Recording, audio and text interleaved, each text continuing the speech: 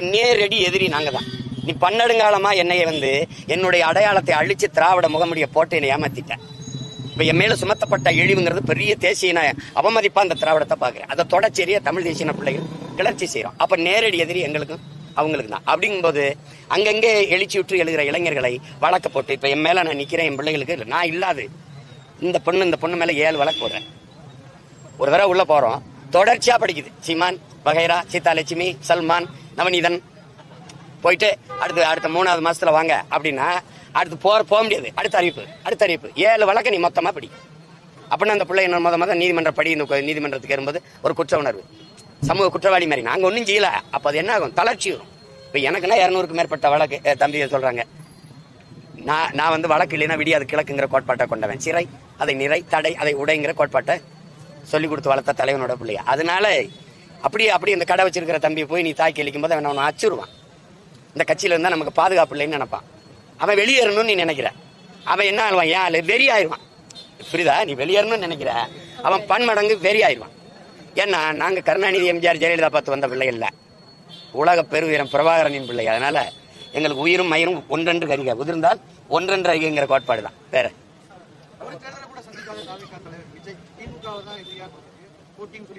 இல்ல. நம்ம யாரை எதிரியா குறிக்கிறோங்கிறது அவரவர் உரிமை. உங்களுக்கு புரியுதுன்னு நினைக்கிறேன். அது என் தம்பி திமுகவை வீழ்த்தணும்னு நினைக்கிறார், அது அவருடைய உரிமை. நாங்க எங்களுக்கு எதிரிகளை நாங்க குறிச்சிட்டு தான் களத்துக்கே வந்தோம்.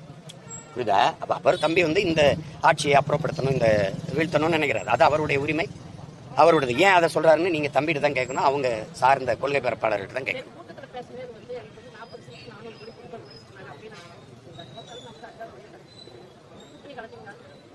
இது என்ன? அதான் சொல்றேன், அதிமுக இந்த பாரதிய ஜனதா இதுதான் கூப்பிடுறாங்க.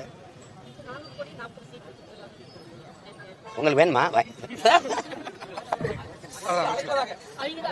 அது இப்ப இல்ல, அதெல்லாம் பொருள்படுத்தாம நிக்கிறேன்ல. புரியுதா? போகலைன்னா யார் அழைச்சா உங்களுக்கு என்ன?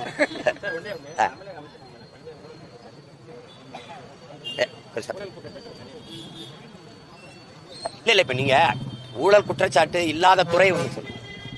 இப்ப நம்ம அப்படியே ஊழல் இருக்குது, முறைகேடு இருக்குதுன்னு இடி ரைடு அமலாக்கத்துறை வந்தாலும் அந்த சோதனை வர்றது தெரியுது. நடவடிக்கை ஏதாவது எடுக்கப்பட்டிருக்கா?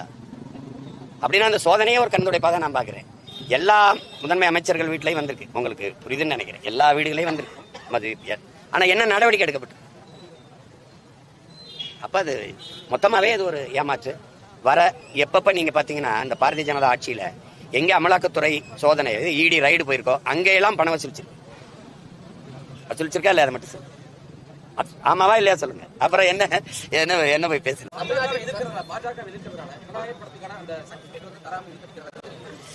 இல்ல அது அவசியமற்றதுன்னு நினைக்கிறேன். நீங்க ஒரு படத்தை உங்களுக்கு தெரியும், அவர் இதுக்கு முன்னாடி நடிச்ச படங்களுக்குலாம் நீங்க இந்த இடையூறை கொடுக்கல அப்படிங்கறத கவனிக்க வேண்டியது இருக்கு.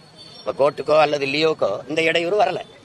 ரெண்டாவது அந்த படத்தினுடைய அந்த பகவந்த் கேசரிங்கிற அந்த படத்து, இந்த தெலுங்கு படத்தினுடைய முதல் பதிப்பு, அந்த பதிப்பை நான் பார்த்தேன். அதை பார்க்கும்போது அதுல இந்த சான்றிதழ் கொடுக்கற அளவுக்கு அது தடை நீட்டிக்கிற அளவுக்கு அதுல ஒரு சிக்கல் இல்லை அந்த படத்துல.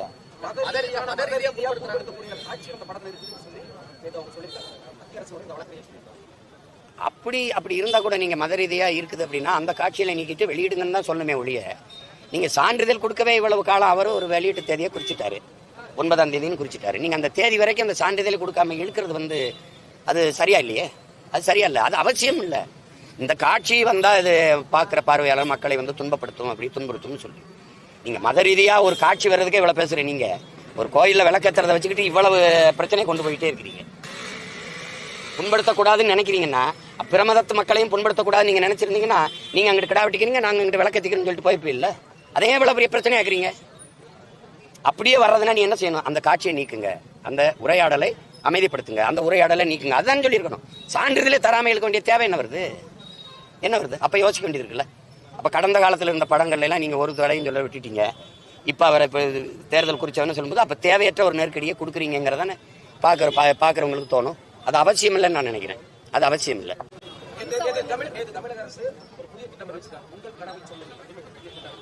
எங்களுக்கு ஒரே கனவு தான் இந்த திராவிட ஆட்சி முறையை ஒழிக்கணும் இந்த நாட்டில இருந்து. ஒரே கனவு தான் நான் சொல்லிட்டேன். வேற ஏதாவது இருக்கா? அரசியல் சக்தியாக விஜய் உருவாகிட்டார்.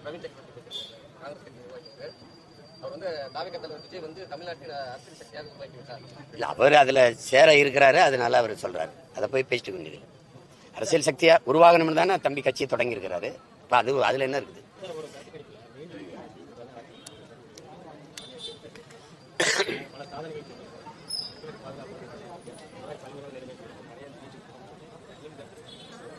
வேற ஆட்சி என்ன சொல்லும்? எங்க ஆட்சியில் அண்ணா பல்கலைக்கழகத்தில் பாலியல் வன்கொடுமை இருந்தது, மனநலம் பாதிக்கப்பட்ட ஒரு பெண்ணை 6-7 பேர் சேர்ந்து வன்புணர்வு பண்ணா, இதெல்லாம் சொல்லுமா? எங்க ஆட்சியில தான் கள்ளச்சாரம் குடிச்சு அதிகமாக சத்தான், இதெல்லாம் சொல்லும்.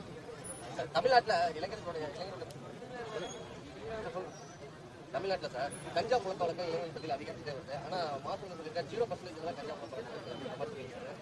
தொடர்ச்சியாக சட்ட ஒழுங்கு பிரச்சனைகள் அதிகரிச்சுட்டே இருக்கு. எப்படி சார் பாருங்க?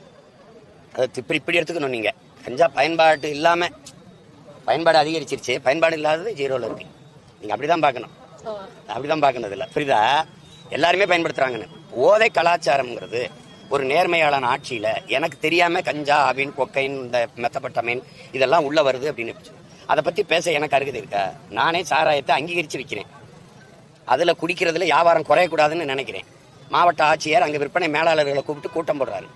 அரசு பள்ளிக்கூடத்துக்கு படிக்க வர மாணவர்களின் எண்ணிக்கை குறையுதே, ஏன்? அப்ப தரம் உயர்த்துறது எப்படி அப்படின்னு யோசிக்கிறது இந்த நாடுங்க. குடிக்க வரவன் எண்ணிக்கை குறையுதை எப்படி அப்படின்னா இந்த நாடுங்க. சேலத்தில் நடந்ததான் நடக்கல மாவட்ட ஆட்சியர் தலைமையில. அப்ப நீ எங்கே கொண்டு வர நாட்டை? நீ போதை கலாச்சாரத்தை பத்தி பேச உனக்கு என்ன தகுதி, நேர்மை, அருகதை இருக்கு? உனக்கு எதுக்கு இருக்கு? பெற்றோர்கள், உறவினர்கள் பிள்ளைகளை பத்திரமா பாத்துக்கணும். இது நாங்க பாத்துப்போம். தெருவங்க விஷத்தை வச்சு குடிக்காம பாத்துக்கணும். இப்படி எனக்கு தெரியாம வருதா? பள்ளிக்கூடத்துக்கு முன்னாடி, கல்லூரி வளாகத்துக்கு முன்னாடி, வழிபாட்டு தளத்துக்கு முன்னாடி போதை பொருள் விற்கப்படுதா இல்லையா? அதான் பேச்சு. கஞ்சா சாக்லேட் இருக்கா இல்லையா? அப்ப இது போய் பேச்சு என்ன இருக்குது? அரசு அங்கீகரிக்குது. அரசுக்கு தெரியாம விற்கப்படுதுன்னா அரசு தோத்துருச்சு. கையால் ஆகாத அரசு இயலல. அப்படிதானே அர்த்தம்? அப்படிதானே அர்த்தம்? அதை போய் பேசிக்க வேண்டியது இல்லை. அப்படிலாம் நான் நினைக்கல.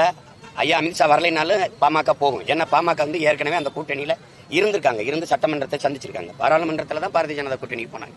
இப்ப பாரதிய ஜனதா இங்க இருக்கு. ஐயா இங்க போறதுல இயல்பு தானே. அதை போய் அதுல நடக்கக்கூடாது ஒண்ணு நடந்துருச்சு மாதிரி நீங்க பேசிட்டு வேண்டியது இல்ல. எதுல திமுக அடிச்சு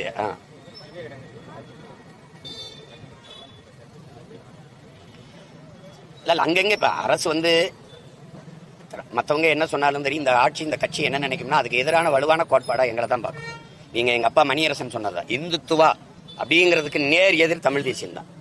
இப்ப நீங்க திராவிட வழிபாட்டை மறுத்து இருக்குது, நாங்க வழிபாட்டை ஏற்றுக்கிறோம். எனது தேசிய உரிமையில் மிக முதன்மையான என்னுடைய பண்பாடும் இருக்குது, அதுல வழிபாடும் இருக்குது. அப்படிங்கும்போது நாங்க அதை நீ முருகனை கும்பிடுறதும் நாங்க முருகனை கும்பிடுறதுக்கும் வேற, நீ சிவனை கும்பிடுறது வேற, நான் சிவனை கும்பிடுறது வேற, அடிப்படையே மாறுது. அப்ப அதனால அவங்களுக்கு நேர் எதிர் கோட்பாடுங்கிறதே தமிழ் தேசிய அரசியல் தான். அப்ப திராவிடத்துக்கு நேர். நீங்க திராவிடருங்கிறீங்க, நாங்க தமிழருங்கிறோம். கோட்பாட்டு அடிப்படையில் நீங்க இருமொழி கொள்கைங்கிறீங்க, எங்கள் கொள்கை மொழி உயிர்மொழி எங்கள் தமிழ்ங்கிறோம். நீங்க ஊழல் லஞ்சத்துல ஊறி தலைச்சிருக்கீங்க, நாங்க உண்மை நேர்மைங்கிற கோட்பாட்டை வைக்கிறோம். இப்ப மாறுதல்ங்கிறது இப்ப அது உச்சநீதிமன்றத்துக்கு போக வேண்டிய தேவைன்னு இருக்கு. விளக்கேத்தணும் தானே.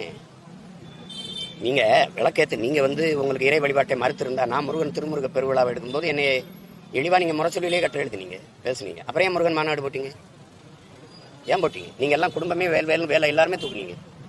அப்ப அது அந்த நேரத்துக்கு இப்ப எதுக்கு போகணும்? விளக்கேத்துற உரிமை இருக்கா இல்லையா? அதான் எங்க பேச்சு. சிக்கந்தர் தர்கால இஸ்லாமிய மக்கள் வழிபடுறதுக்கு உரிமை இருக்கு. அதே மாதிரி முருகப்பெருமானுக்கு இங்க விளக்கேத்துற உரிமை இருக்கு. ஒரு அரசு என்னவா இருக்கணும்? உங்களுக்கு தெரியும், தமிழன் அறம் சார்ந்தவன், தமிழ் பேரன்பின் தாய், எல்லாருக்கும் சமான்பை தருவார். அப்படிங்கும்போது அவரவர் வழிபாடு அவரவருக்கு. ஒரு கோட்பாட்டை என்ன இருக்கணும்? உன் மதம் சிறந்தது, வழிபாடு. என் மதமும் சிறந்தது, வழிபாடு. அதானே கோட்பாடா இருக்கணும். அப்ப நீங்க என்ன பண்ணிருக்கணும்? ஒரு அரசு பிரச்சனை வராம நல்லிணக்கத்தை விரும்பி, அமைதியை விரும்பி, அறம் சார்ந்த ஆட்சியை செய்யற ஒரு அரசு என்ன செஞ்சிருக்கணும்? இருமத பெரியவர்களை அழைச்சு, உங்க வழிபாட்டுல இவங்க தலையிடக்கூடாது, இவங்க வழிபாட்டுல நீங்க தலையிடக்கூடாது, அவரவர் வழிபாட்டை போற்றுங்க, அரசு உங்களுக்கு துணை நிற்கும். நீங்க விளக்கேத்தனமா அறநிலைத்துறை வருது, நீங்க கந்திரி கிடாவட்டி கந்திரியாக்கி சிக்கந்தர் தர்கால வழிபடணுமா, அரசு உங்களுக்கு துணை நிற்குது. அவரவர் வழிபாட்டை நீங்க அமைதியா போற்றுங்க, யாருக்கும் இடையூறா இருக்காதீங்க, போங்க. இது மண்ணின் மாண்பு, அதை கடைப்பிடிங்க. இவ்வளவுதானே. அதை நீ போய் நீ அங்க உயிர் பலியிடுறதுக்கு அங்க இடம் இல்லை, அங்க அனுமதி இல்லைன்னு அறநிலைத்துறை ஒரு இதை போட்டதுனால வந்த பிரச்சனை. அந்த காவலர் கிடாய் வெட்ட போகும்போது பிடிக்கிறான். நேத்து வெட்ட போகலையே, பல நாளா வெட்டுறங்கிறாங்களே, ஏன் தடுத்த? நீ விரும்பி இந்த பிரச்சனையை உருவாக்குற. இப்ப இது ஒரு நொடியில தீர்க்க முடியாதா? அப்ப நான் சொன்னதை செஞ்சு ஒரு நொடியில தீர்க்க முடியாதா? எதுக்கு இந்த 2 வருஷமா, அந்த 6-7 மாசமா அந்த பிரச்சனை ஓடிட்டு இருக்கு? அப்ப திட்டமிட்டு தேர்தல் வரும்போது திமுக நினைக்குது இஸ்லாமிய வாக்கள் மொத்தமா தனக்கு வரணும்னு நினைக்குது. இப்ப நீங்க என்ன நடக்குது நாட்டில் அரசியல்? கிறிஸ்தவர் இஸ்லாமியர் திமுக எங்களுக்கு பாதுகாப்புன்னு நினைக்கிறாங்க, இந்துக்கள் பாரதிய ஜனதா எங்களுக்கு பாதுகாப்புன்னு நினைக்கிறாங்க. இப்ப இந்த அரசியல் தவிர்க்க முடியாத மாறிக்கிட்டு இருக்கு. அப்ப ரெண்டு பேருமே தேர்தல் தேவைக்காக நீங்க இந்த பிரச்சனையை கையில் எடுக்கிறீங்க. இன்னமும் எங்க முருகன் முந்தா நாள் தான் வந்த ஒரு இறை போலவும், அந்த திருப்பரங்குன்றத்தில் நேற்று தான் கோயில் கட்டி முடிச்சிருக்கிறது போலவும், புரியுதா உங்களுக்கு? அப்ப பல ஆண்டுகளா வழிபட்டு இருந்தது இப்ப நீங்க போன ஆண்டு முருகன் மாநாடு நடத்தும் போது கூட நீங்க விளக்கேத்தலையே. ஏன் இப்ப விளக்கேத்தணும்? தேர்தல் வருது.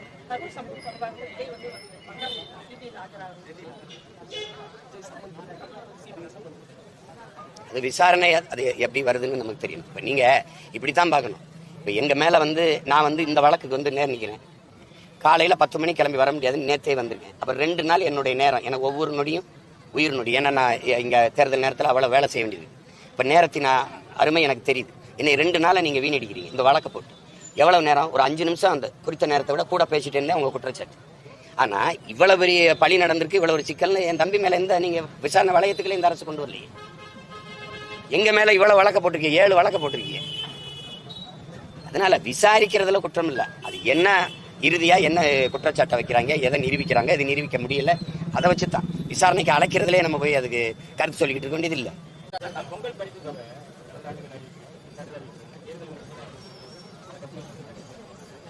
அதையே நீங்க குற்றச்சாட்டா பாக்குறீங்க? உண்மை தானே. நீங்க உண்மையிலே மக்களுக்கு ஒவ்வொரு பொங்கலுக்கும் கொடுக்கணும் அப்படின்னா நீங்க போன பொங்கல் கொடுத்துருக்கணும். இப்ப அது தைப்பொங்கல் இல்லாம தேர்தல் பொங்கலா இருக்கு. 3000 ரூபாய் கொடுக்குறீங்க. ஏற்கனவே பல லட்சம் கோடி, நமக்கு 10 லட்சம் கோடி கடனை தொற்றுச்சு. பெரிய வரிச்சுமை. மிக அத்தியாவசியத்தை உங்களால் நிறைவேற்ற முடியல. ஏன்னா ஆசிரியர் பெருமக்கள் சமவேளை சம ஊதியம் கேட்டு போராடுறாங்க, அதை கொடுக்க முடியல. பாருங்க ஐயா, 58 கோடி தான் தேவைப்படுது. எவ்வளவு தேவைப்படுது? 58 கோடி. செவிலியர் போராட்டம், பணி நிரந்தரம். அங்க துப்புரவு பணியாளர்கள் எல்லாரும் வீதியில போராடிட்டு இருக்காங்க, அதை கொடுக்க முடியல. 12 காலமா நீண்ட காலமா போராடி வர்றாங்க இந்த பழைய ஓய்வூதிய திட்டத்துக்கு. அதே ஜாக்டேஜி போராடிட்டு இப்ப தேர்தல் வரும்போது எப்படி பிப்ரவரி இறுதியில அறிவிச்சிருவான் தேர்தலை. அப்ப அது கொடுக்கும்போது இது மக்கள் அரசியலா இல்ல, மக்களுக்கான அரசியலா இல்ல, ஆட்சியால தேர்தல் அரசியலா இருக்கு. இப்ப இவ்வளவு காலம் கொடுக்காம இந்த 30 லட்சம் மடிக்கணினி இப்ப கொடுக்க வேண்டிய தேவை என்ன இருக்கு? அடுத்த மாசம் தேர்தல் வரப்போது, இப்ப கொடுக்குறீங்க. உண்மையிலே அக்கறை இருந்தா போன ஆண்டு கொடுத்துருந்தீங்கன்னா அது மக்கள் அரசியலா இருக்கும், நலன் அரசியலா இருக்கும், மக்கள் நலன் அரசியலா. இப்ப வரும்போது தேர்தல் அரசியல். அப்ப வாக்கை குறி வச்சு நகருது. அப்படித்தானே பார்க்க முடியும். இதையே நீங்க குற்றச்சாட்டா பாக்குறீங்க? உண்மைதானே.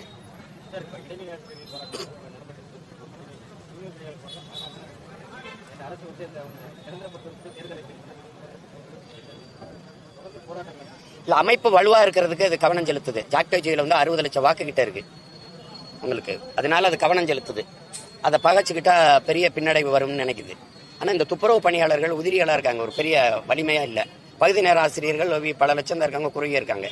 இப்ப இந்த மாதிரி இவங்களுடைய குரல் எடுபட மாட்டேங்குது. இப்ப போராடுற நம்ம மக்கள்கிட்ட இருக்கு. விவசாய போராட்டமோ, செவிலியர் போராட்டமோ, மருத்துவர் போராட்டமோ, ஆசிரியர் பெருமக்களின் போராட்டமோ, அது என்னன்னா யாரு இந்த உரிமையை தர்றதில்லை, யாரு வாக்குறுதியை கொடுத்து ஏமாத்தினாங்க, அவங்க மேல அந்த போராடும் போது கோவம் இருக்குதே ஒழிய, அடுத்து தேர்தலை வாக்கு செலுத்தும் போது அந்த கோவம் எங்கே போகுது? அப்புறம் எப்படி இவர் துன்பத்தை தந்தவனுக்கு திருப்பி அநீதி அழைச்சவனுக்கு மறுபடியும் அதிகாரம் போகுது? எப்படி போகுது? அங்கதான் பிழை நடக்குது. எனக்கு தெரிஞ்சே 15-20 வருஷமா இந்த கோரிக்கை இருக்கு. நானும் எல்லா போராட்டத்திலையும் பங்கேற்கிறேன். அதிமுக ஆளும்போது ஐயா ஸ்டாலின் நான் நிறைவேற்றுவேன்னு சொல்றாரு, தேர்தல் வாக்குறுதியில கொடுக்குறாரு, அறிக்கையில கொடுக்குறாரு. அப்ப திருப்பி அவர் வரும்போது நிறைவேற்றாம மறுபடியும் போராட்டம் தொடருது.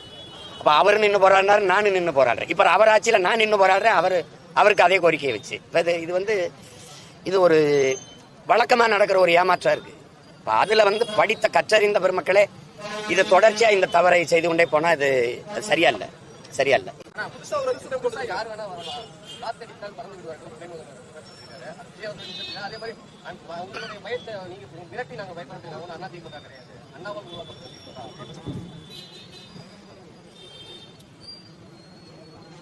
பயம் இல்லாம இந்த வார்த்தை வர வேண்டியதில்லை. நீ என்ன பெரிய ஆளா அப்படின்னா, நான் பெரிய ஆள் இல்லையே, பேசாம போக வேண்டியது. அண்ணாவால உருவாக்கப்பட்ட திமுகன்னு அவருக்கு வேணா தெரியாம இருக்கலாம், சொல்லி கொடுத்து சொல்லலாம். உலகத்துக்கே தெரியும் திமுக உருவாக்குனது அண்ணா தானே. இதெல்லாம் அவர்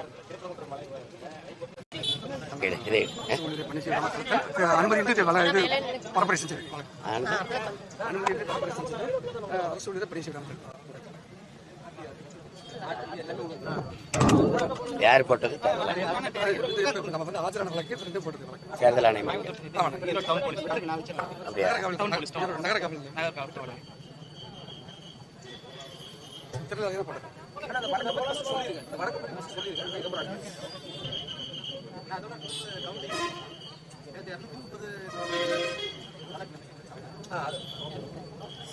இது நடந்த இடைத்தேர்தலில் அனுமதி பெறாம நாங்க பரப்புரை செய்தோன்ட்டு நேரத்துக்கு கூடுதலா அவங்க கொடுத்த நேரத்துக்கு கூடுதலா பேசிட்டோங்கிறது ஒரு வழக்கு. இந்த நாட்டில் கள்ள வாக்கு போடுவது, வாக்குக்கு காசு கொடுப்பதெல்லாம் குற்றம் இல்லை. அனுமதி பெற்று தான் நாங்கள் செய்கிறோம். அனுமதி பெறாமல் எப்படி போய் வாக்கு சேகரிக்க போவோம்? ஒரு வழக்குன்னா ஒரு முறை இருக்குல்ல. ஒவ்வொரு ஆள் மேலேயும் 7 வழக்கு 8 வழக்கு எதுக்குன்னே தெரியல. சும்மா ஒரு வழக்கு போட்டு வச்சு ஒரு அலக்களிக்கிறதா. சரியாப்பா, அது போய் பேசி என்ன பயன் இருக்கு? வேற ஏதாவது